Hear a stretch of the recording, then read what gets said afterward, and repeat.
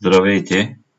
Както обещах, ще ви покажа изпълнението на точка 4 от задачата, която не успяхме да направим в часа по упражнения. А тя е именно да се конфигурира FTP сервер на един от компютрите, да се създаде в текстов редактор файл и да се аплодва на сървъра.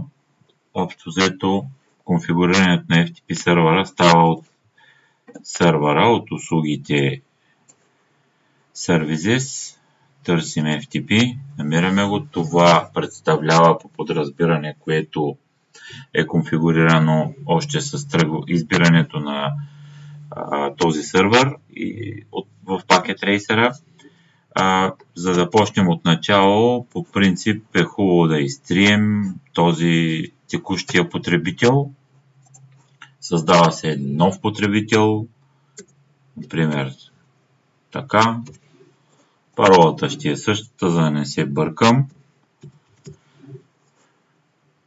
По този начин се дават разрешенията за достъп до папките. Четене, писане, четене, изтриване, преименуване и разглеждане на съдържанието. Добавяме потребителя и вече имаме потребител user с парола APA. Тук нещо съм user. Ето, сменихме я с парола user. Това са файловете, които вече са на сървъра. Ще ги изтрия, за да не ни бърка. Може би ще оставя само един. Последния, за да видите нагледно в упражнението. ТХТ. Точно така. Ето, този файл bin оставям на сървъра. Отварям от някой клиент. Избирам първия.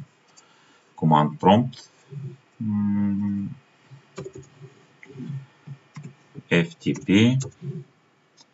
Тук трябва да се каже името на сървъра. Може да бъде и IP адреса. Сега ще направим първо връзка с IP адреса. Ето го. User. Парола user. И сме логнати с тази команда се извикват възможните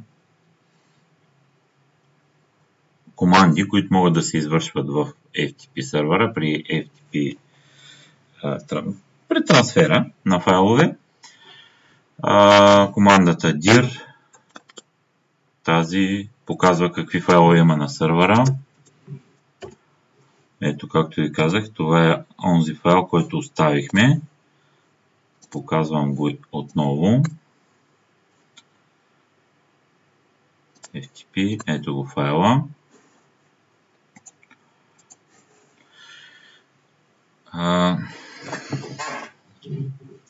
За сега ще излезем от тук с командата quit и ще излезем от command prompt.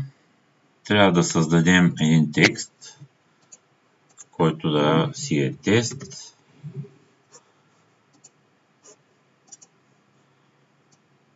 Казваме му името на файла да бъде тест. THT. Създадахме го. Отново се връзваме в FTP. Този път ще се вържем с неговото име зададено от DNS-а.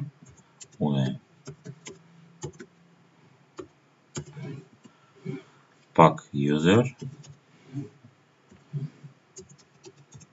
Ако забелязвате, всичко си върви както когато използвахме IP адреса. Да попитаме FTP-то какви са му командите. Значи delete е изтриване, dir е разглеждане, get е сваляне, help е помощ, което всъщност е и